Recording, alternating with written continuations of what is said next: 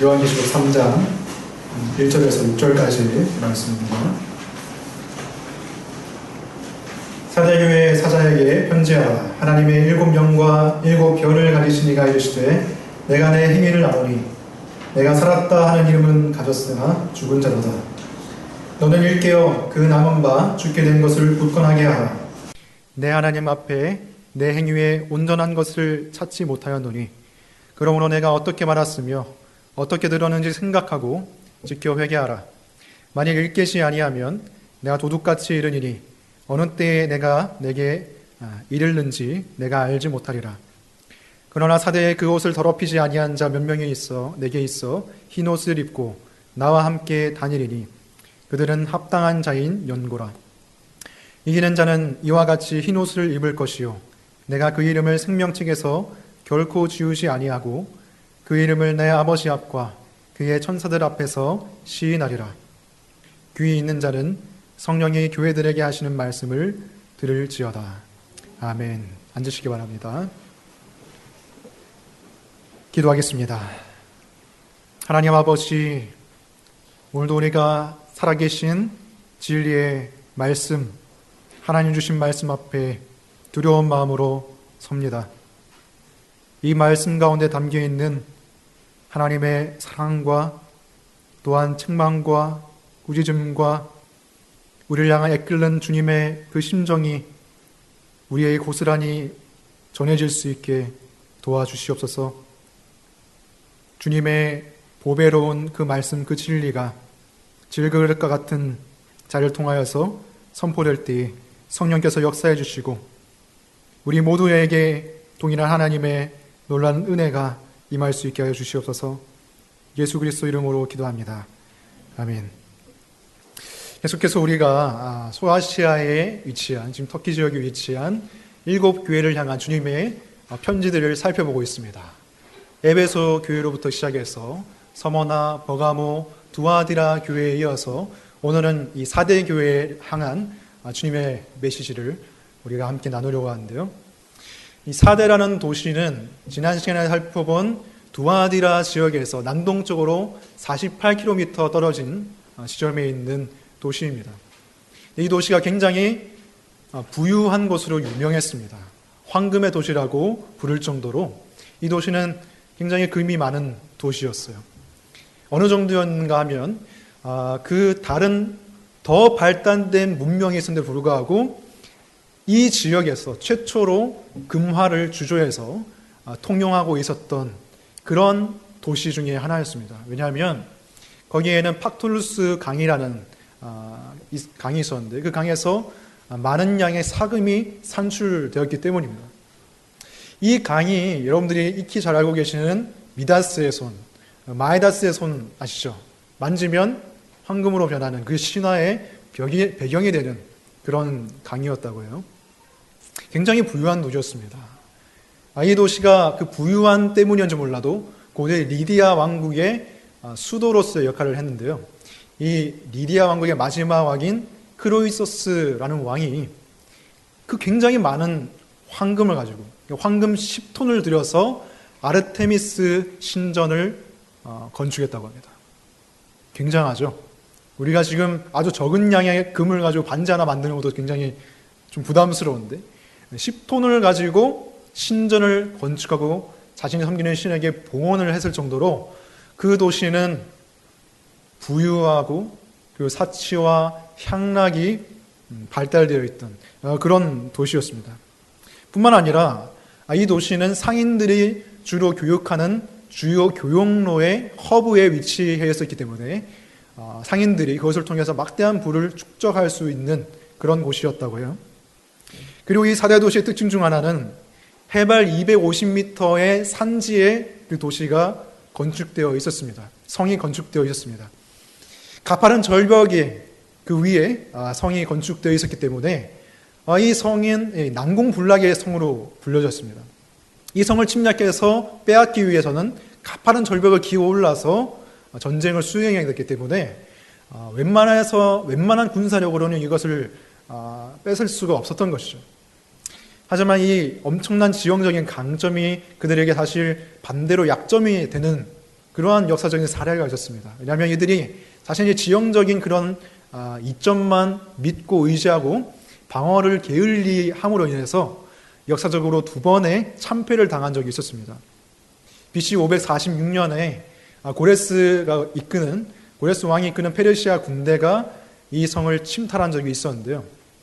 그 이유는 뭐였냐니 그 성을 지키는 경계 근무를 하던 한 병사가 깜빡 잠에 들어서 꾸벅꾸벅 졸다가 투구를 절벽 아래로 떨어뜨린 거죠.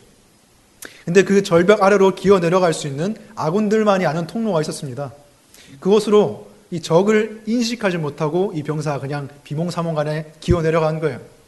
그 모든 것을 페르시아 군대가 다 보고 있었습니다. 그리고 다시 기어 올라가는 통로까지 다 보고 있었던 것이죠.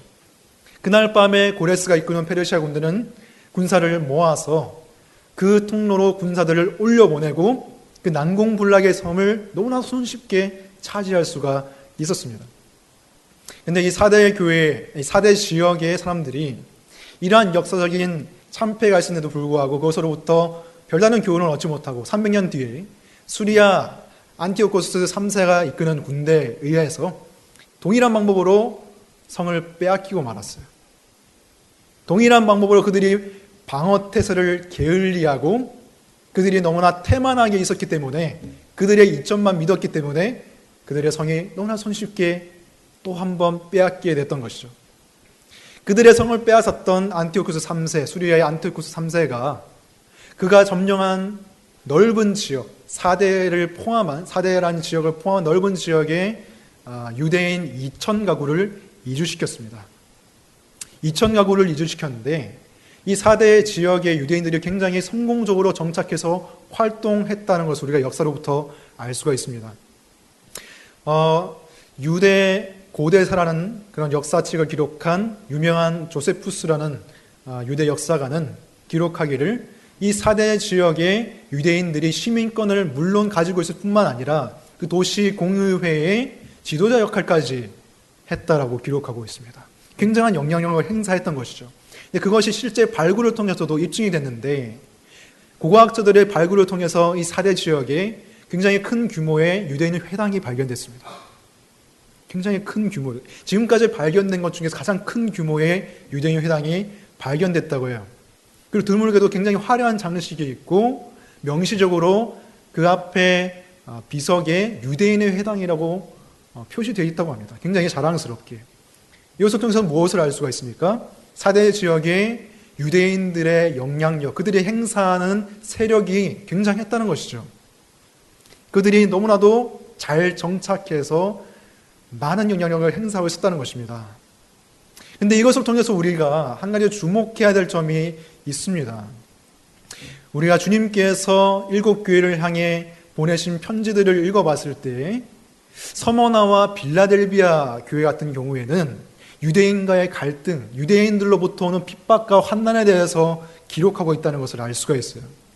유대인들의 회당과 그리고 그 인간의 크리스찬들이 모이는 교회가 함께 있을 때는 갈등이 일어나고 그들 간의 마찰이 일어나고 또 유대인들로부터의 핍박과 환난이 교회를 향해 있었다는 것입니다. 2장 9절 말씀을 보시기 바랍니다. 설교 관련 말씀을 보시면 2장 9절 말씀인데요. 이렇게 되어 있습니다. 내가 내 환난과 궁핍을 알거니와 실상은 내가 부요한 자니라. 자칭 유대인이라 하는 자들의 비방도 알거니와 실상은 유대인이 아니요 사탄의 회당이라 라고 되어 있습니다. 그리고 3장 9절을 보면 빌라델비아 교회에도 같은 갈등과 환난이 있었다는 것을 우리가 알 수 있는데요. 이렇게 기록되어 있습니다. 보라, 사탄의 회당 곧 자칭 유대인이라 하나 그렇지 아니하고 거짓말하는 자들 중에서 며칠 내게 주어 그들로 와서 내 발 앞에 절하게 하고 내가 너를 사랑하는 줄을 알게 하리라. 이처럼 사탄의 회당이라고 불리는, 주님께서 사탄의 회당이라고 말하는 유대인들의 회당이 발달되어 있던 지역에서는 그들로부터 오는 그리스도인들을 향한 핍박, 환난, 마찰과 갈등이 필연적으로 존재할 수밖에 없었던 것이죠. 근데 사대교회는 이런 것들이 하나도 기록되지 않습니다. 여러분, 바울이 고린도전서 1장 23절에 이렇게 말했습니다.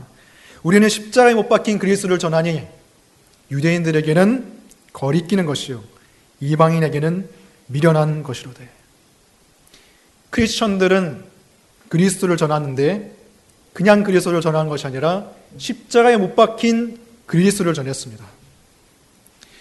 기독교인들이 가지고 있는 메시아상, 그리스도에 대한 이미지는 십자가에 못 박혀서 우리를 대신해 죽으신 주님, 그것을 통해서 세상을 구원하시는 주님, 그것에 그런 이미지를 가지고 있는 반면 유대인들이 가지고 있는 그리스도에 있는 이미지는 무엇이었습니까? 저주를 받아 나무에 죽는, 십자가에서 힘없이 죽는 그리스도가 아니라 그들에게 실질적으로 정치적, 군사적, 경제적인 자유를 주고 해방을 주는 그런 메시아를 원했죠.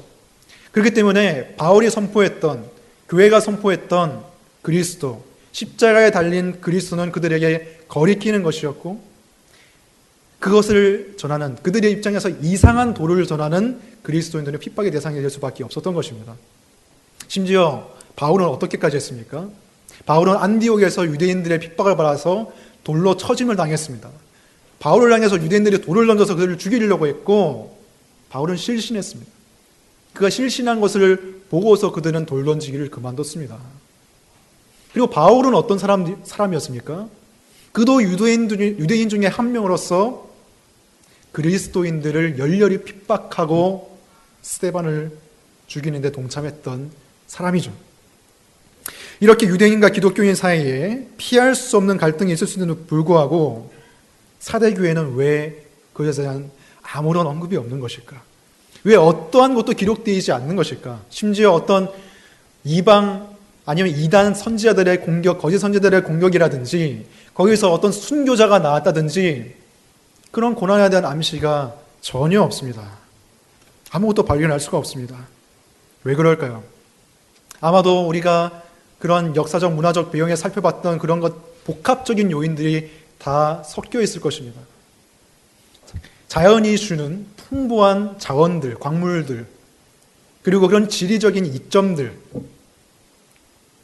특별히 방어하지 않아도 적들이 침범하지 못하는 그런 환경, 그 가운데서 그들은 게을러지고 태만해지고 하나님을 찾지 않게 되었을 겁니다. 하나님을 의지하는 신앙에서 점점 쇠락해졌을 것입니다. 뿐만이 아니라 그들의 전쟁 역사가 보여주는 것처럼 그들은 죄와 싸우는데도, 영적인 전쟁에 있어서도 분명히 게을러졌던 것이죠. 분명히 그들은 태만해졌던 것이죠. 그렇기 때문에 주님께서는 사대교회를 향하여서 2번이나 말씀하셨습니다. 일깨어라. 일깨어라. 깨어나라는 것이죠. 너희들이 잠자고 있는 그 영적인 잠에서부터 일어나야 된다 라고 주님께서 말씀하시는 거예요.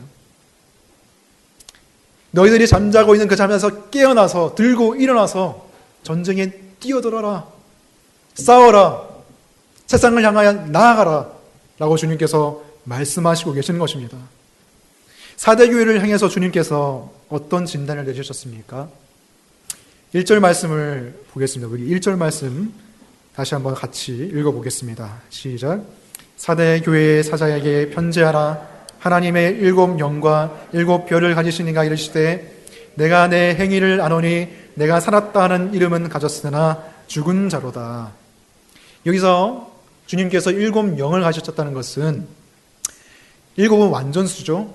완전한 영을 가졌다는 것은 주님께서 성령이 충만하신 분이시고 구하는 자에게 성령을 주실 수 있는 분이라는 것입니다. 그리고 7 별을 가졌다는 것은 별은 하나님의 교회의 사자를 뜻합니다. 하나님의 메시지를 전하는 사자들을 주관하시는 분이시라는 것이죠.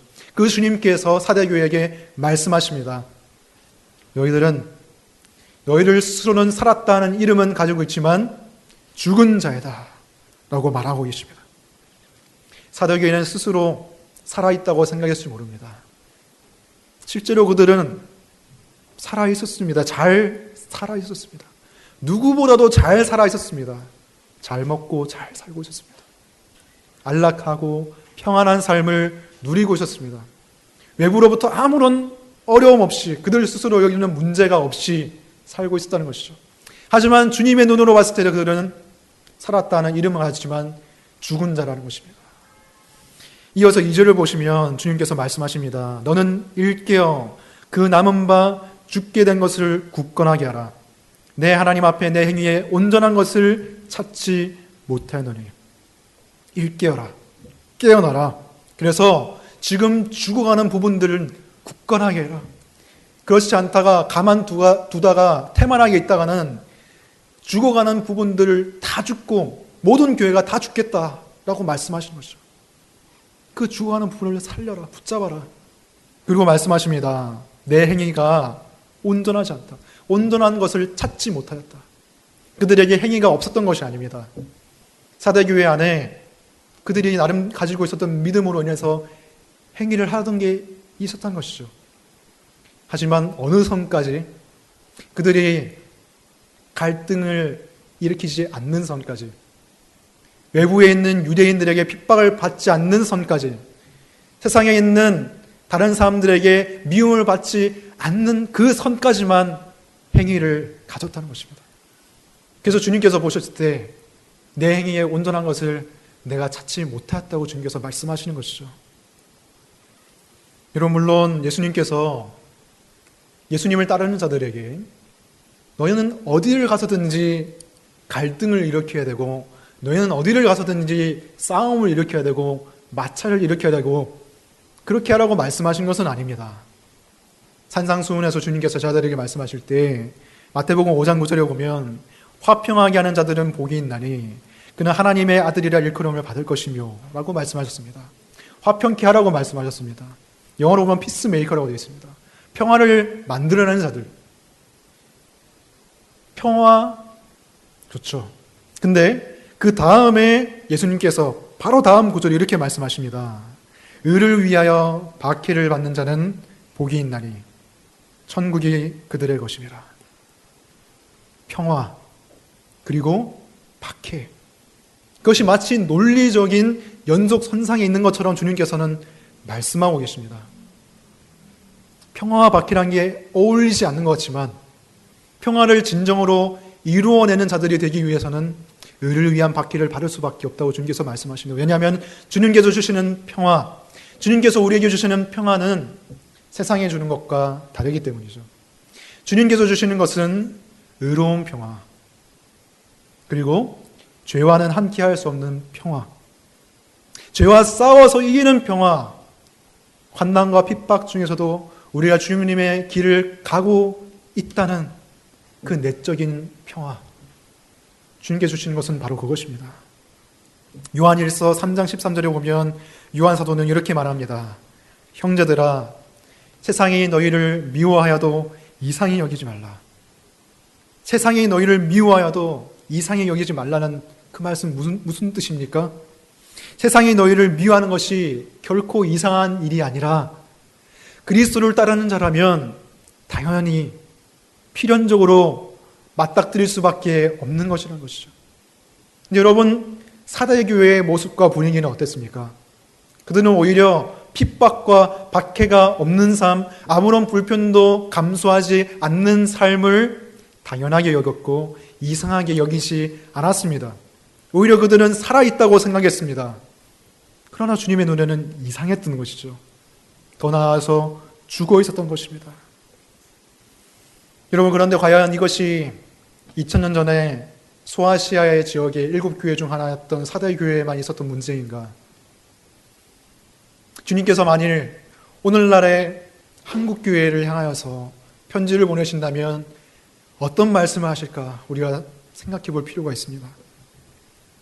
사대교회가 주변의 유대인들과 아무런 마찰 없이 세상 사람들의 아무런 미움도 받지 않고 지냈던 것처럼 한국교회도 그렇게 지내고 있는 것은 아닌가.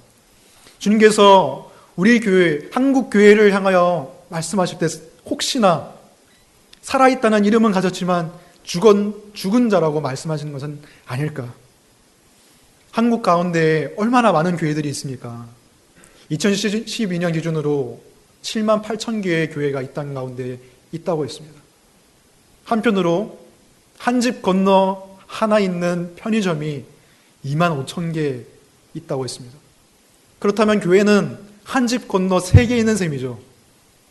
그런데 왜 그 많은 교회, 그 많은 신자, 종교 인구 가운데 1위를 차지하는 기독교인들 많은데도 왜 세상을 향해서 영향력을 행사하고 세상을 변화시키는 게 아니라 세상의 교회를 변화시키고 세상의 교회의 영향력을 행사하고 세속화되고 있다는 그런 뉴스만 들려오는 것일까요?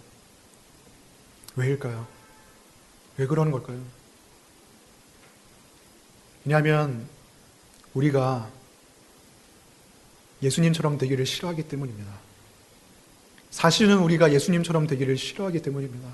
우리가 말로는 작은 예수가 되자, 예수 닮기를 원한다 라고 고백하고 찬양하지만 정말 예수님처럼 되고 싶지는 않은 겁니다. 예수님의 온유하심, 긍휼이 많으심, 풍성하신 자비, 그 부드러움, 그런 것은 우리가 닮아가기를 원하고 젠틀하면 닮아가기 원하지만 정말 예수님께서 가셨던 길, 고난과 수치와 거절과 핍박과 환난과 십자가의 길을 걸어가는 것은 우리가 원하지 않기 때문입니다. 그것을 원하는 사람들은 거의 없습니다. 여러분, 예수님께서 어떤 삶을 사셨습니까? 예수님께서 정말 그렇게 젠틀한 삶을 사셨습니까? 바리새인들과 대제사장들과 서기관들 앞에서 예수님께서 젠틀하셨습니까? 아니죠. 예수님께서 화 있을진저 저주를 퍼부으시고 독사의 자식들아, 너희가 지옥의 판결을 피할 수 있을 줄 아느냐? 그렇게 주님께서 말씀하셨습니다. 주님께서 성전을 찾아가서 상인들의 상을 뒤엎으셨습니다. 채찍질을 하셨습니다. 성전을 통해서 불의한 권력과 이득을 탐하던 이스라엘의 종교 지도자들을, 그들과 마찰을 일으키기를 주저하지 않으셨고 그들의 배후를 봐주던 로마 정부와 심지어 로마 황제에게까지 예수님께서는 저항하셨습니다. 그런 분이 바로 예수 그리스도입니다. 그리고 십자가의 길을 자처해서 가셨던 분이 예수님인데 우리는 그런 예수님의 모습은 담기를 싫어하는 것이죠. 그렇게 되기는 싫어하는 것입니다. 그냥 사대교회처럼 어쩌면 종교생활을 하면서 편하게 지내다가 천국 가기를 원하는 것일지도 모릅니다. 그래서 예수님은 제 아들에게 말씀하셨습니다. 마태복음 16장 24절에 누구든지 나를 따라오려거든 자기를 부인하고 자기 십자가를 지고 나를 따를 것이니라. 정말 우리는 이 말씀을 따를 준비가 되어 있습니까? 정말 우리는 예수님처럼 되고 싶은 마음이 있습니까? 사실 솔직히 저 안에 있는 마음 들여봤을 때 저부터가 이러한 마음이 너무나 부족합니다. 부끄러운 고백이지만 제가 저를 어느 정도 알기 때문에 말씀드리지만 저야말로 사실 사람들과의 갈등, 마찰, 이거 너무너무 싫어하는 사람입니다. 될 수만 있으면 피하고 싶은 사람입니다. 사람들은 그런 저를 향해서 좋은 말을 해줍니다. 굉장히 온유하구나. 그리고 오래 참음에 열매가 있구나. 하지만 그 한꺼풀 더 벗겨보면 그것이 아니라 두려운 마음이 있는 것입니다.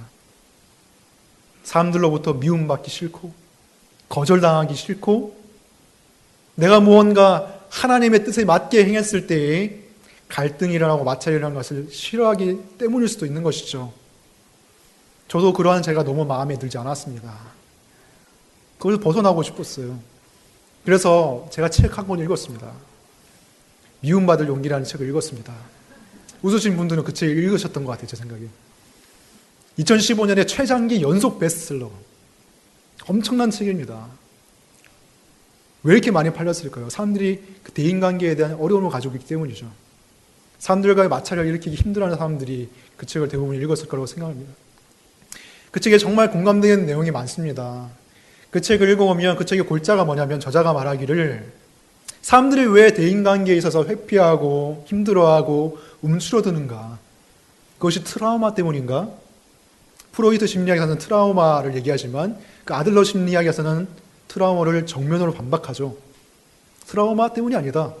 어렸을 때 부모님으로 받은 상처, 자신이 중요하게 여기는 인물들로 받은 거절의 기억들, 그것이 트라우마로 남아서 대인관계의 어려움을 느끼는 게 아니다. 오히려 그 트라우마를 변명으로 삼고 나는 어쩔 수 없어. 나는 이런 트라우마를 가지고 있기 때문에 어쩔 수 없어. 라고 하면서 세상으로 나아가지 않는다는 것이죠. 그래서 저자는 말합니다. 용기를 내.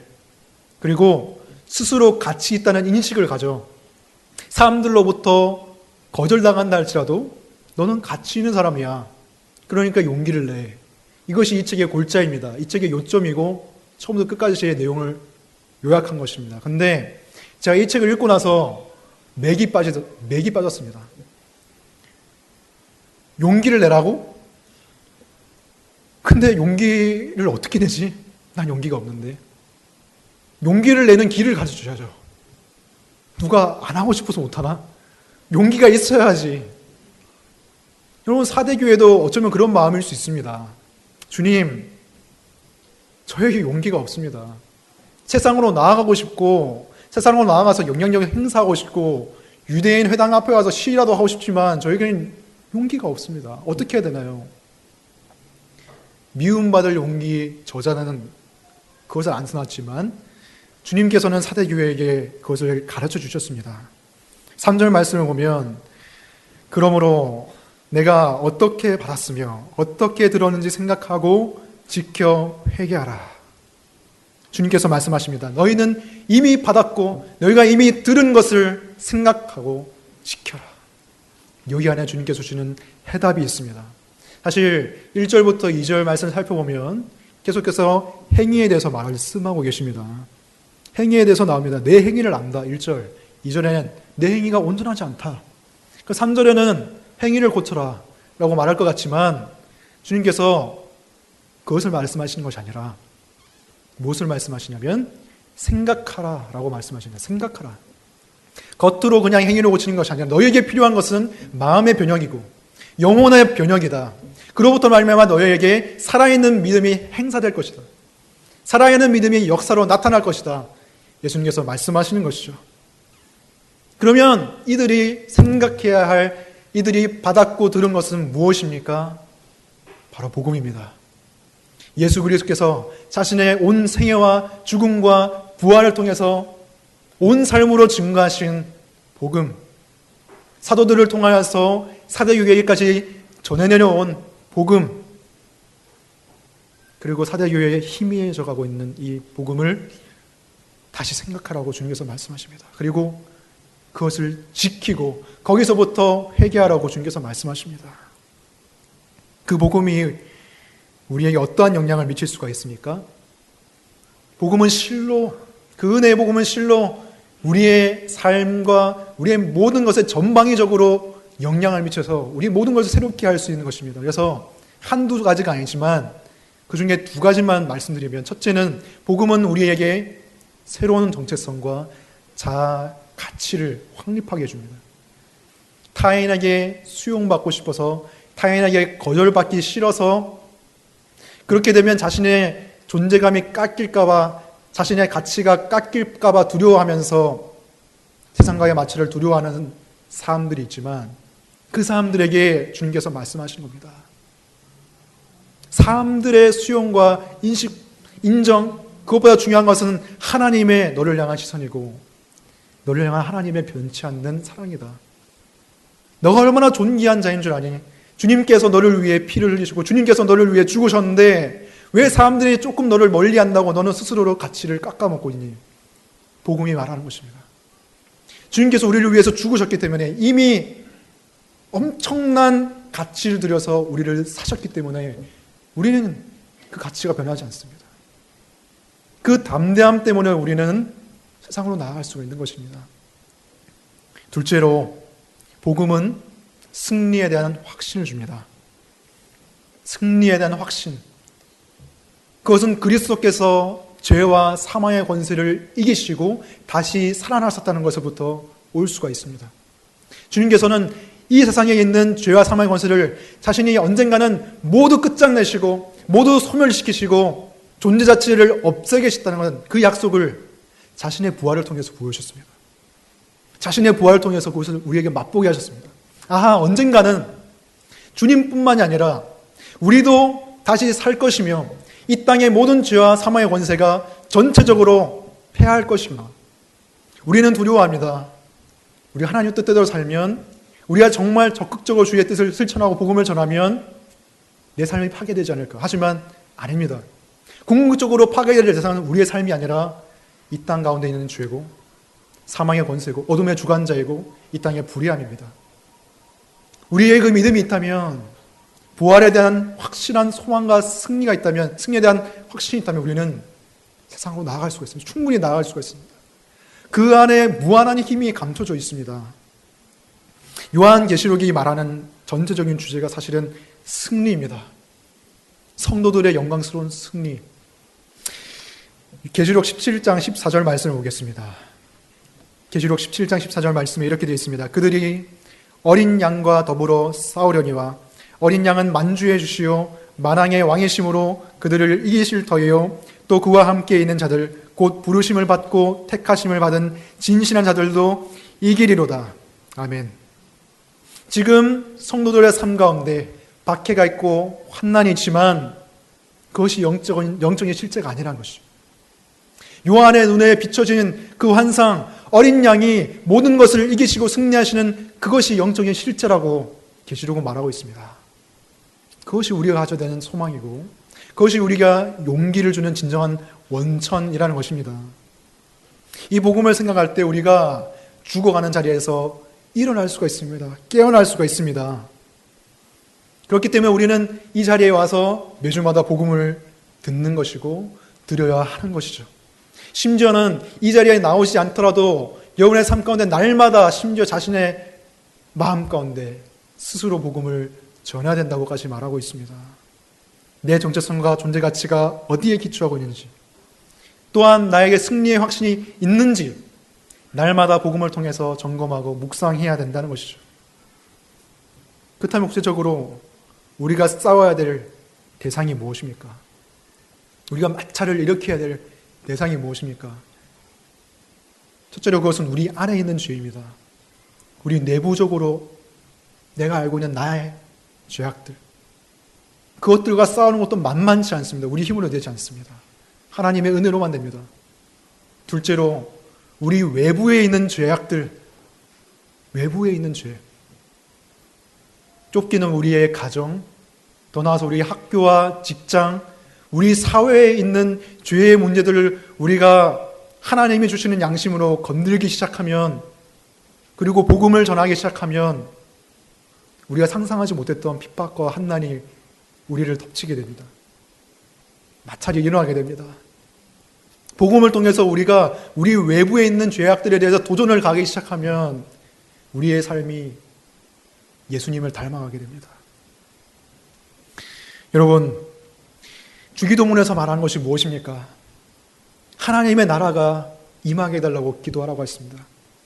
하늘의 뜻이, 주님의 뜻이 하늘에서 이루어진 것처럼 땅에서 이루어지게 해달라고 했습니다. 하늘의 통치가 이 땅 가운데서 이루어지게 해달라고 기도하라고 했습니다. 그리고 그것을 위해서 실천하라고 했습니다. 사도교회는 그것이 없었습니다. 그렇기 때문에 하나님의 통치와 사탄의 통치 간의 대결이 일어나지 않았고 거기에 스파크가 일어나지 않았습니다. 우리의 삶은 어떻습니까? 우리를 통해서 하나님의 통치가 실현되고 있습니까? 그리고 대결이 일어나고 있습니까? 우리가 어디에 있든지 무엇을 하든지 우리의 부르심은 하나님의 통치가 우리가 있는 곳 가운데 임하는 것입니다. 우리의 일상 가운데, 우리의 가정 가운데, 우리가 저 학교와 직장과 우리 사회 가운데 복음을 선포함으로, 또한 하나님의 자녀다운 삶을 살아내므로. 마이클 프로스트라는 호주의 선교학자가 있는데 그 선교학자가 책을 통해서 이렇게 말했습니다. 초대교회 성도들과 현대교회의 성도들이 다른 점이 무엇인지 아는가? 초대교회 성도들에 비해서 현대교회 성도들의 삶에는 세상 사람들이 궁금해할 만한 것들이 아무것도 없다. 세상 사람들이 궁금해할 만하고 놀랄 만한 것이 없다는 것입니다. 그리고 독자들에게 이렇게 질문합니다. 당신의 삶에는 당신의 믿음 때문에 다르게 살고 있는 습관이 있습니까? 당신의 삶에는 세상 사람들이 놀랄 만한 부분이 있습니까? 그것을 통해서 우리 주님을 증거할 만한 것이 있습니까? 우리 모두 이 질문에 답해야 됩니다. 내 삶 가운데 내가 그리스도인이기 때문에, 내가 그리스도인이라는 이름을 가지고 있기 때문에 세상 사람들이 나를 향해서 궁금증을 가지고 있는가? 세상 사람들이 나에게 그 소망에 대한 이유를 물을 만한 삶을 살고 있는가?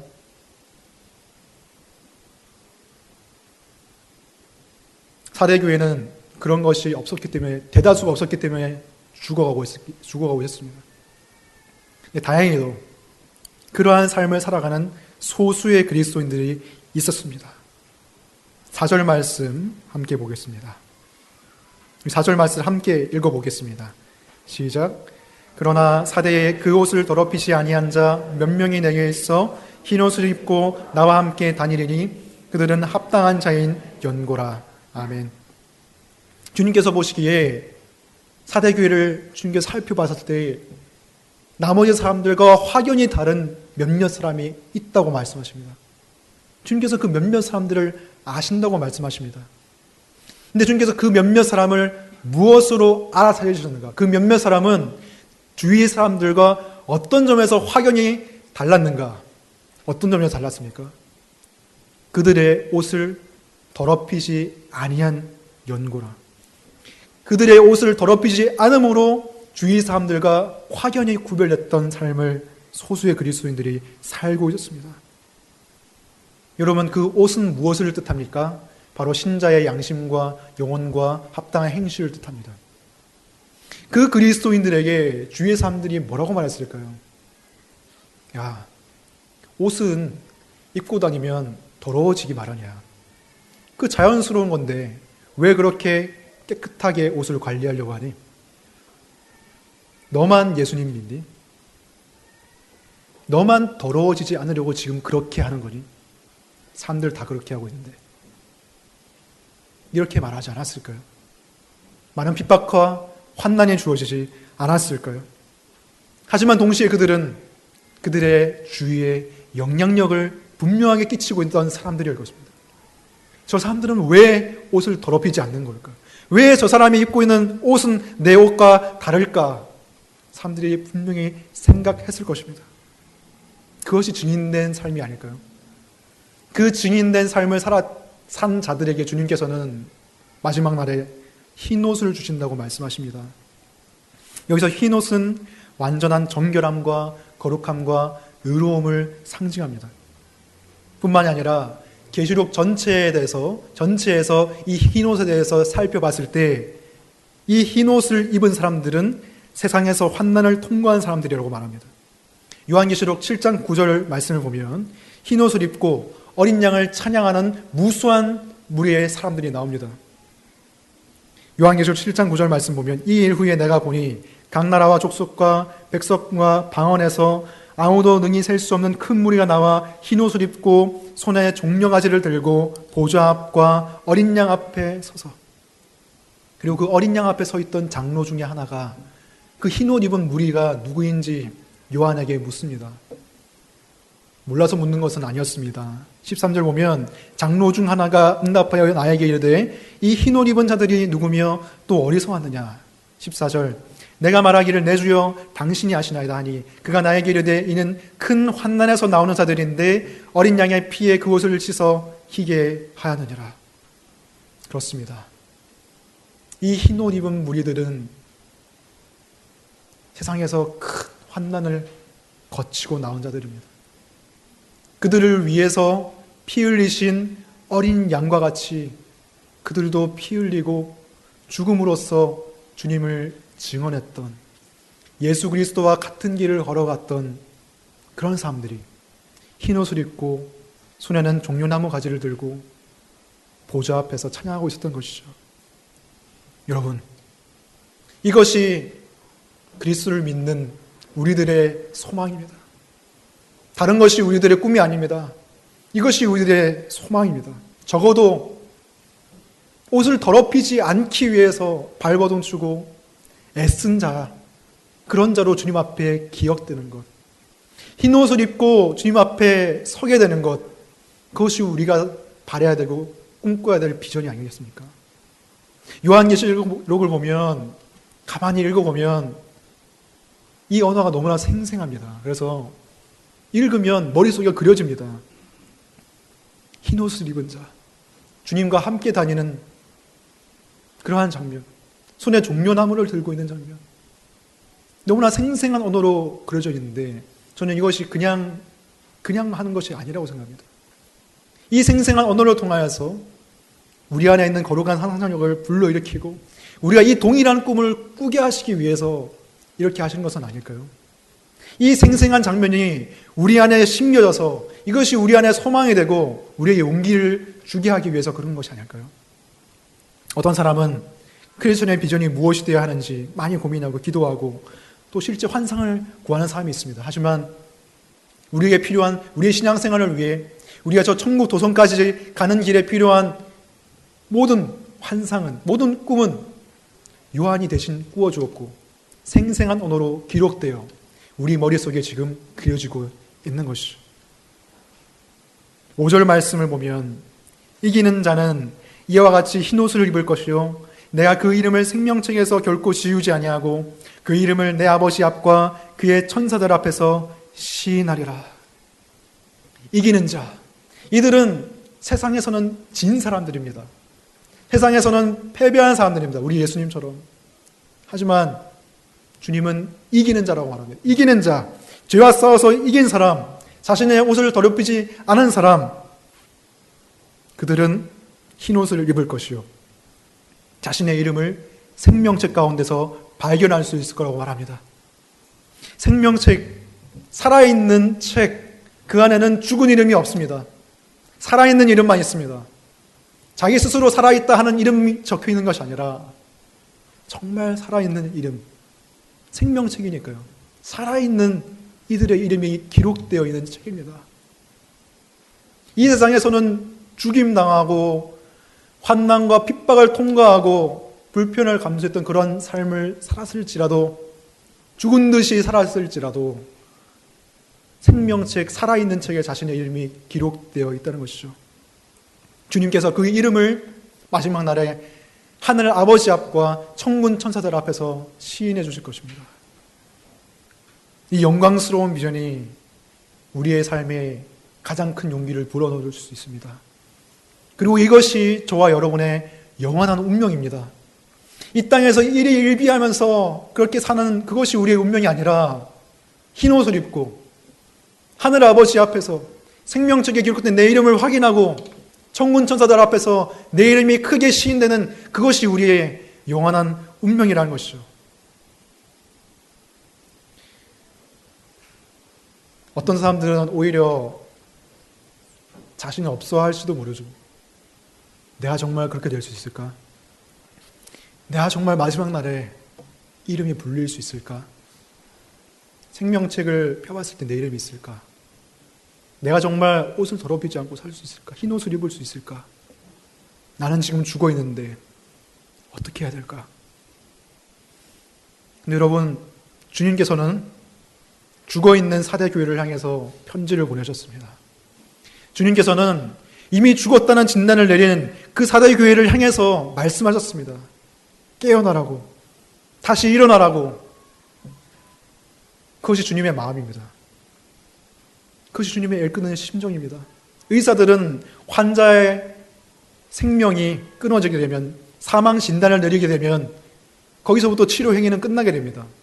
거기서부터 그 환자는 돌보지 않게 됩니다.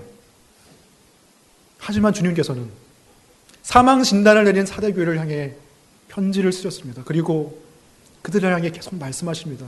또한 주님께서는 그 교회를 살리실 수 있는 능력이 있으신 분이십니다. 7 영을 가진 주님께서, 온전한 성령 충만함을 가지고 계신 주님께서 구하는 자에게 성령을 주실 것입니다.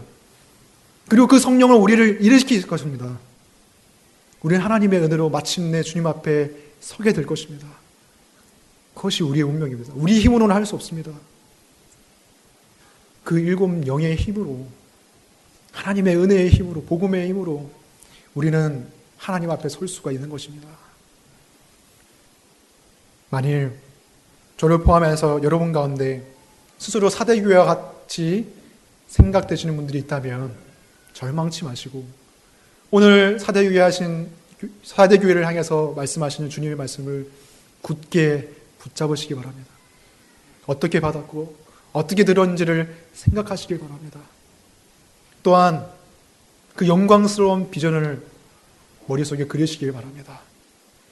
그것을 통해서 여러분들이 세상 가운데 미움받을 용기를 가지고서 나아갔으면 좋겠습니다. 그래서 저와 여러분을 통하여서 이 땅 가운데 영광스러운 하나님의 나라가, 하나님의 다스림이 임하게 되기를 주님의 이름으로 축원합니다.